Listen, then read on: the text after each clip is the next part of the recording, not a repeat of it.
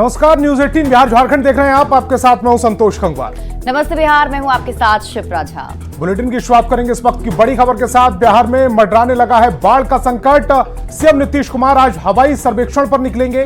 बाढ़ के हालातों पर हवाई सर्वेक्षण होगा। आज गोपालगंज में हालातों का जायजा लेते हुए सीएम नीतीश कुमार नजर आएंगे। 11 बजे सत्तरघाट डुमरिया का जायजा लेंगे सीएम नीतीश कुमार। डीएम ने सीएम के सर्वेक्षण की जानकारी दी है। बड़ी खबर आपको गोपालगंज से बता रहे हैं, जहां हालातों का जायजा लेने के लिए सीएम नीतीश कुमार निकलेंगे। सत्तरघाट डुमरिया पर सीएम नीतीश कुमार ये हालातों का जायजा लेते हुए नजर आएंगे। डीएम ने सीएम के सर्वे की जानकारी दी है। तो बड़ी खबर आपको बता रहे हैं और गोविंद हमारे संवाददाता ज्यादा जानकारी के साथ फोन लाइन पर जुड़ रहे हैं। गोविंद, सीएम नीतीश का कार्यक्रम क्या है, अपडेट दीजिए। जी बिल्कुल, जिस तरह से नेपाल में भारी बारिश हुई और कल वाल्मीकि नगर बराज से 4,40,000 क्यूसेक पानी डिस्चार्ज किया गया, वह पानी अगले 24 घंटे बाद यानी कि आज सुबह से गोपालगंज के इलाके में प्रवेश कर रहा है और जो निचले इलाके वहां पानी तेजी से फैल रहा है। इसी हालात को जायजा लेने के लिए आज सुबह के 10:30 बजे सीएम जो है पटना से निकलेंगे और गोपालगंज में सत्तरघाट और डुमरिया के पास तकरीबन 11 बजे पहुंचेंगे और यहाँ हवाई सर्वेक्षण करेंगे। गोपालगंज के इलाके में हवाई सर्वेक्षण करने के बाद सीएम सीधे बेतिया निकल जाएंगे और बेतिया के हालातों का जायजा लेने के बाद वे वाल्मीकि नगर बराज पर भी जाएंगे। वाल्मीकि नगर बराज पर भी निरीक्षण करने के बाद वे फिर पटना लौटेंगे। गोपालगंज के डीएम मोहम्मद मकसूद आलम ने इसकी जानकारी दी है। डीएम ने कहा है कि गंडक नदी का जो जलस्तर है वो निचले इलाके में तेजी से फैल रहा है। तकरीबन 22 ऐसे गांव और टोले हैं जहां पर गंडक नदी का पानी प्रवेश कर चुका है। हालांकि बांध अभी सुरक्षित है, लेकिन कई जगह ऐसे हैं जहां पर तटबंध पर गंडक नदी दबाव बनानी शुरू कर दी है। तो इन्हीं हालातों का जायजा लेने के लिए सीएम जो है आज तकरीबन 11 बजे गोपालगंज हवाई सर्वेक्षण करेंगे। इसके बाद यहां से वो बेतिया और फिर वाल्मीकि नगर बराज के लिए रवाना हो जाएंगे। जी गोविंद, इस तमाम जानकारी के लिए आपका बहुत बहुत शुक्रिया। और आपको बता दें कि आज सीएम नीतीश कुमार बगहा भी जाने वाले हैं। बाढ़ प्रभावित इलाकों का जायजा लेंगे, हवाई सर्वे के जरिए हाल जानेंगे। वाल्मीकि नगर गंडक बराज का निरीक्षण भी आज मुख्यमंत्री करने वाले हैं। गंडक नदी के जलस्तर में गिरावट दर्ज की गई है। बराज से 2,80,000 क्यूसेक पानी डिस्चार्ज हो रहा है। नेपाल के नदियों का जलस्तर भी अभी कम हुआ है। वाल्मीकि नगर गंडक बराज पर दबाव अब घट रहा है, तो ऐसे में आज मुख्यमंत्री वहां जाकर इन हालातों का जायजा लेंगे, क्योंकि गंडक बराज पर जो फाटक खोले गए थे उसकी वजह से जलस्तर में काफी ज्यादा इजाफा हो गया था और इसी वजह से ऐसा माना जा रहा था कि यहाँ पर बाढ़ की संभावना जताई जा रही थी। हालांकि हालात काफी खराब भी देखने को मिल रहे थे, तटबंधों पर दबाव काफी ज्यादा था। और मुन्ना राज हमारे संवाददाता ज्यादा जानकारी के साथ जुड़ रहे हैं। मुन्ना, इस समय पानी की स्थिति क्या है और किस तरह से आज सीएम का कार्यक्रम रहने वाला है? के जल अधिग्रहण क्षेत्रों में बारिश कम हुई है, जिसके कारण नेपाली नदियों का जलस्तर पिछले 24 घंटों में लगातार गिर रहा है और जो गंडक नदी का जलस्तर बढ़कर 4,40,000 क्यूसेक तक पहुंच गया था, वो धीरे धीरे लुढ़का है और वर्तमान पिछले 3 घंटों की बात करें तो पिछले 3 घंटों से वाल्मीकि नगर गंडक बराज से 2,80,000 क्यूसेक पानी का डिस्चार्ज हो रहा है। तो निश्चित तौर पर पानी में लगातार कमी हो रही है और नेपाल की नदियां भी शांत हो रही है। इसके साथ ही मुख्यमंत्री नीतीश कुमार का वाल्मीकि नगर के साथ ही बगहा के तमाम इलाकों में, बाढ़ प्रभावित इलाकों में जो दौरा है उसको लेकर प्रशासनिक तैयारी पूरी कर ली गई है। जिला प्रशासन के साथ ही जल संसाधन की पूरी टीम मुस्तैद है। मुख्यमंत्री गोपालगंज से एरियल सर्वे करते हुए वाल्मीकि नगर पहुंचेंगे, जहां वाल्मीकि नगर में उनके उतरने की तैयारी की जा रही है। उसके बाद बगहा और वाल्मीकि नगर के तमाम प्रभावित इलाकों का मुख्यमंत्री जायजा लेकर अधिकारियों को निर्देशित करेंगे। जी मुन्ना, इस तमाम जानकारी के लिए आपका बहुत बहुत शुक्रिया।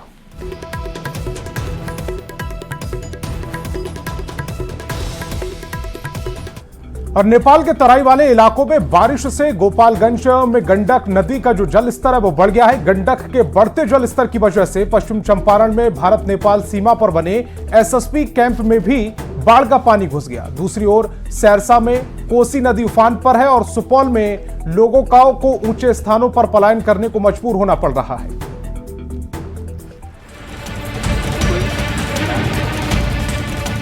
गंडक नदी में जल स्तर बढ़ने की संभावना है, अतः आप लोग से अनुरोध है कि अपने जान माल की रक्षा के लिए ऊंचे शरण स्थल पर जाने की कृपा करें। नेपाल में बारिश और बिहार में आफत, ये कहानी हर साल की है जो इस साल भी दोहराई जा रही है। नेपाल के तराई इलाके में हो रही बारिश ने गंडक और कोसी के जलस्तर को बढ़ा दिया है।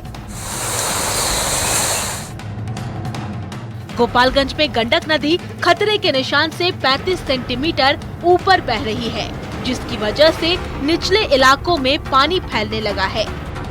ये गोपालगंज के सदर प्रखंड के मेहंदिया गांव के पास की तस्वीर है, जहां आप देख सकते हैं कि गंडक नदी पूरी तरह से निचले इलाके में फैल चुका है और इस नदी से निकलने वाली छाड़ी नदी जो शहर से होकर गुजरती है, उस नदी में भी पानी प्रवेश करने लगा। अब जरा पश्चिम चंपारण की तस्वीर देख लीजिए। गंडक का जलस्तर बढ़ने से भारत नेपाल सीमा पर बने एसएसबी कैंप में पानी घुस गया है और जवानों को नाव के सहारे आना जाना पड़ रहा है।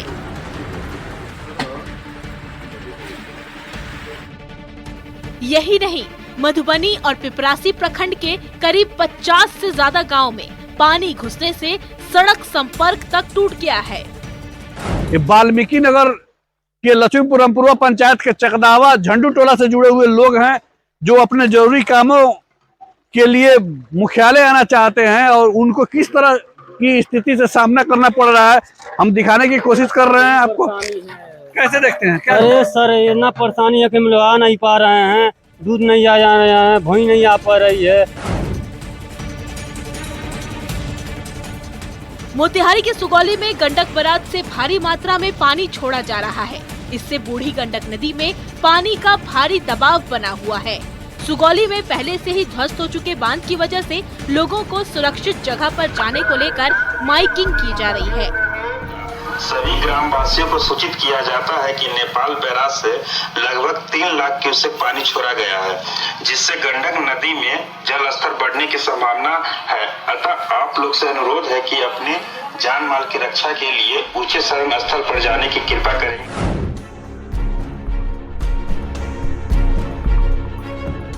गंडक की तरह कोसी भी कहर बरपाने को तैयार है। नेपाल में हो रही बारिश ने कोसी के जलस्तर को बढ़ा दिया है, जिसकी वजह से नवहट्टा के केदली पंचायत के मुख्य सड़क पर बाढ़ का पानी चढ़ गया है।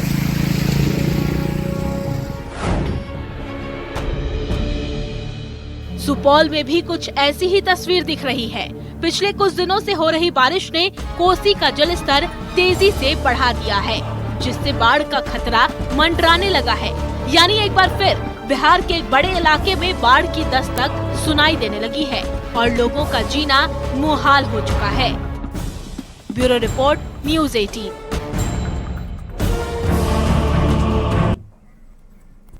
और बिहार में ठनका जानलेवा साबित हो रही है। 24 घंटे में ठनका की चपेट में आने से 9 जिले में 10 लोगों की मौत हो गई।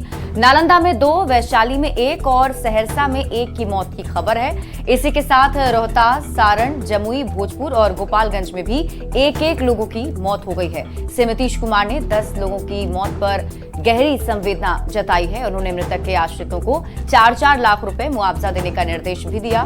मुख्यमंत्री ने लोगों से अपील की है कि सभी लोग खराब मौसम में पूरी तरह सावधानी बरतें। खराब मौसम होने पर वज्रपात से बचाव के लिए आपदा प्रबंधन विभाग की ओर से भी जारी सुझाव का पालन करें। खराब मौसम में घरों में रहें, सुरक्षित रहें।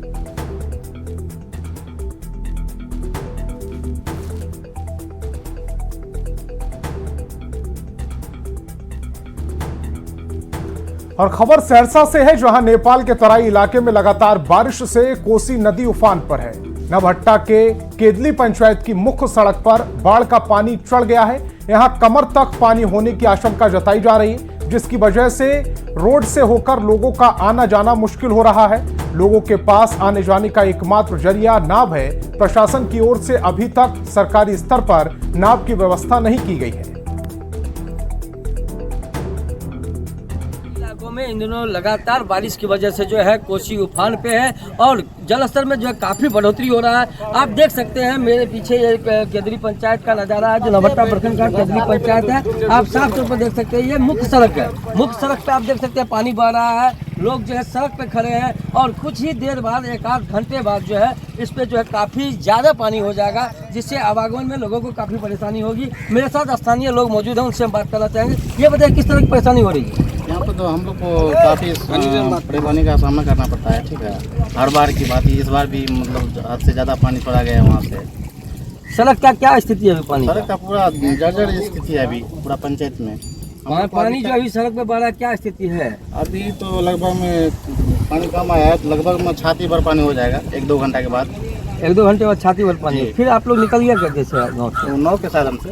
क्या सरकारी नाव का व्यवस्था है? जी नहीं, अभी तक नहीं हो पाया है जी। 1-2 घंटे बाद जो है सिर्फ एक आवागमन का साधन जो है नाव रह जाएगा। ऐसे में जो है सरकारी नाव का व्यवस्था नहीं है। स्थानीय लोग से हम बात करना चाहेंगे। ये बताइए, सरकारी नाव नहीं अगर नहीं मिलता है तो आप लोग कैसे गाँव से निकलते हैं? भाड़े के नाव से निकलते हैं, निजी नाव। तो अभी क्या परेशानी है गाँव में? क्या परेशानी है? सड़क पे क्या परेशानी है? बहुत परेशानी है, लोग के इस घर से दूसरे घर जाने में नाव का सहारा लेना पड़ता है, या बाजार जाने में नाव का सहारा लेना पड़ता है। यहाँ सरकारी व्यवस्था कोई नहीं है। केदली पंचायत का उसमें छाती भर पानी हो जाएगा। ऐसे में आवागमन का साधन जो है सिर्फ नाव है और सरकारी नाव का व्यवस्था नहीं किया गया है। और जहाँ तक लोगों को एक घर से दूसरे घर तक जाने के लिए जो है निजी नाव का सहारा लेना पड़ता है। ऐसे में जिला प्रशासन को चाहिए सरकारी नाव का जो है लोगों के लिए मुहैया कराए। न्यूज़ 18 के लिए सहरसा से कुमार अनुभव। आफत की बारिश पर बिहार आपदा प्रबंधन प्राधिकार की ओर से अलर्ट जारी किया गया है। लोगों से ठनका से बचने की अपील की गई है। आपदा प्रबंधन की ओर से बारिश और ठनका के हालात होने पर सुरक्षित स्थानों पर शरण लेने की अपील की गई। मौसम बिगड़ने पर घर में चले जाने की सलाह दी गई। बिजली कड़कने पर पेड़ के नीचे खड़े नहीं होने, तालाब पोखर के पास नहीं जाने की सलाह दी गई है। लोगों से बिजली के खंभों से दूर रहने की सलाह दी गई है। ठनका के हालात पर इंद्रवज्र ऐप से ठनका की ताजा जानकारी लेने की भी सलाह दी गई है।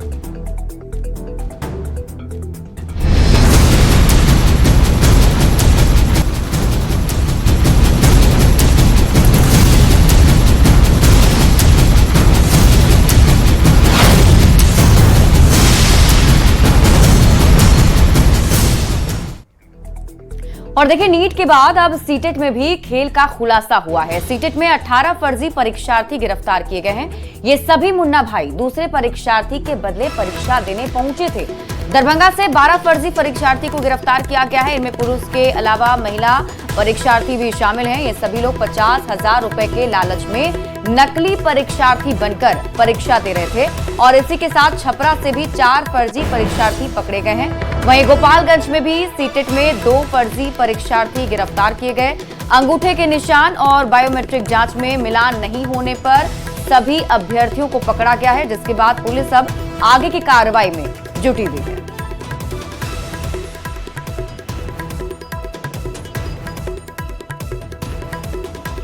और खबर दरभंगा से है, जहां सीटेट परीक्षा के दौरान 4 अलग अलग सेंटर से कुल 12 फर्जी परीक्षार्थी गिरफ्तार किए गए। सभी फर्जी परीक्षार्थियों को केंद्र अधीक्षक ने पुलिस के हवाले कर दिया। बताया जा रहा है कि जिला स्कूल से 2, ML अकेडमी से 2, एंजल पब्लिक हाई स्कूल से 2 मुन्ना भाई को गिरफ्तार किया गया। सभी मुन्ना भाई परीक्षार्थी से 50,000 रुपए लेकर परीक्षा देने के लिए विभिन्न सेंटरों पर गए थे, जहां बायोमेट्रिक जांच के दौरान अंगूठे का निशान सही नहीं मिलने के बाद संदेह के आधार पर सभी से पूछताछ की गई, जिसमें उन्होंने दूसरे के बदले परीक्षा देने की बात स्वीकार कर ली। एसएसपी ने थाना अध्यक्ष को निर्देश दिया है कि पकड़े गए सभी मुन्ना भाई और जिनके बदले परीक्षा दी जा रही थी, उन लोगों पर भी मामला दर्ज कर कार्रवाई की जाए। हालांकि पुलिस अभी कुछ भी कहने से परहेज कर रही है और मामले की तहकीकात की जा रही है। नाम दे रहे थे श्रवण कुमार मंडल। कौन लगते हैं आपके? तो फिर कैसे इनका एग्जाम दे रहे थे आप? कोई आदमी था उसके पैसा के लिए? कितना पैसा बात हुआ था?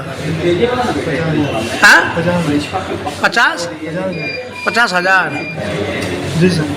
तो अभी तक एडवांस में कितना दिया? अभी नहीं, बाहर निकलने के बाद देता है 5,000 दी। वो तो बोल रहा है जो निकलते तब 50,000 देता। 50,000 नहीं दिए, 5,000 एडवांस 5,000 दिए और निकलते तो 45,000 बाद में देते हैं। जब काम पूरे रिजल्ट के बाद होता है। तो ये धंधा कब से तुम कर रहे हो? हम नहीं, पहले बार था मेरा। एग्जाम कौन जगह था? सीटेट।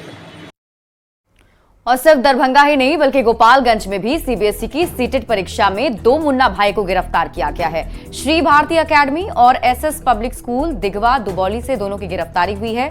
बताया जा रहा है कि बायोमेट्रिक अटेंडेंस के दौरान दोनों को पकड़ा गया। दोनों के खिलाफ एफआईआर दर्ज कर ली गई है। सीबीएसई के जिला कोऑर्डिनेटर भरत प्रसाद सिंह ने बताया है कि गोपालगंज में सीटेट की परीक्षा 2 पाली में हुई, जिसमें कुल 11,265 अभ्यर्थी शामिल हुए थे।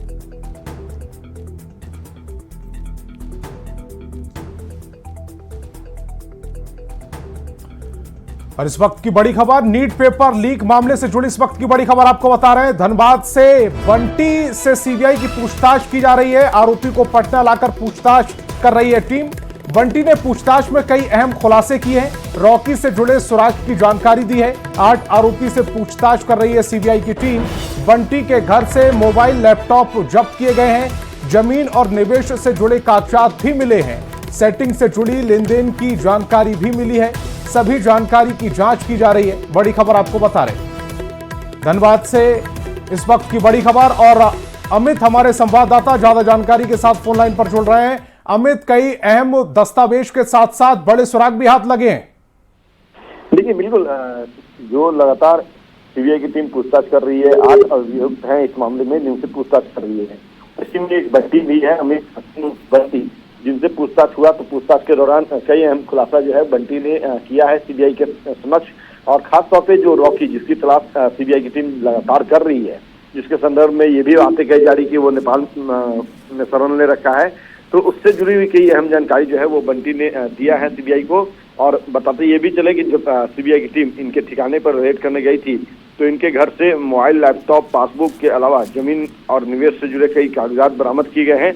और इसके संदर्भ में सीबीआई ये मान के चल रही है कि ये तमाम जो अखुद संपत्ति है, चाहे वो चल हो या अचल हो, ये इस तरह से पेपर लिख करके ही जो धन अर्जित किया गया उसी से ये संपत्ति बनाई गई है, ये जो है वो अर्जित की गई है। तो इसके संदर्भ में भी आगे छानबीन करेगी सीबीआई की टीम। लेकिन फिलहाल जो रॉकी है या जो संजीव मुखिया है वो नेपाल में शरण ले रखा है। और कैसे वो फरार हुआ और क्या कोई जानकारी है बंटी के पास, इस संदर्भ में लगातार सीबीआई की टीम पूछताछ कर रही है। और कहा यह भी जा रहा है कि अभी पूछताछ के दौरान कई और खुलासे जो है वो बंटी कर सकता है। इसके साथ साथ अमन सिंह जो गिरफ्तार हुआ है उससे भी पूछताछ हो रही है। कुल 8 अभियुक्त जो है इस मामले में, उनसे पूछताछ हो रही है। पूछताछ का सिलसिला आज चलेगा और इसके साथ जो खुलासे होंगे उसके आधार पर आगे की कार्रवाई सीबीआई की टीम करेगी। अमित, खबर यह भी मिल रही है कि रॉकी से जुड़े सुरागों की जानकारी दी गई है। रॉकी के कहां होने की जानकारी मिली है? क्या रॉकी नेपाल में है जैसे पहले खबरें मिल रही थी?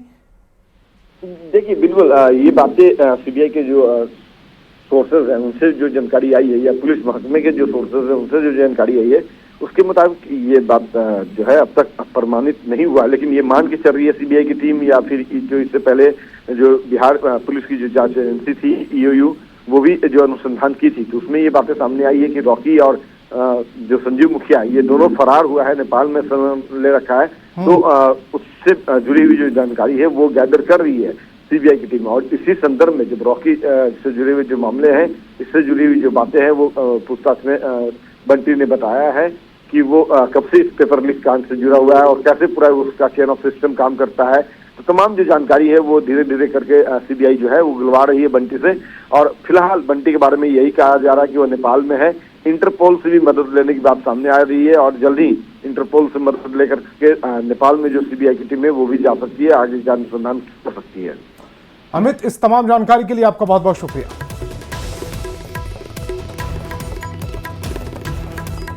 और आज पूर्णिया के रुपौली में नेता प्रतिपक्ष तेजस्वी यादव की जनसभा होने वाली है। यहां वे आरजेडी उम्मीदवार बीमा भारती के पक्ष में चुनाव प्रचार करेंगे। पूर्णिया रवाना होने से पहले तेजस्वी यादव ने बिहार के दोनों डिप्टी सीएम को चुनौती दी है। तेजस्वी यादव ने कहा कि मेरे समय का कौन सा पुल गिरा है उसका पूरा डेटा दोनों डिप्टी सीएम साझा करें। उन्होंने पेपर लीक के साथ ही स्पेशल स्टेटस, बढ़ती महंगाई और आरक्षण के मुद्दे पर भी बिहार सरकार पर जमकर हमला बोला।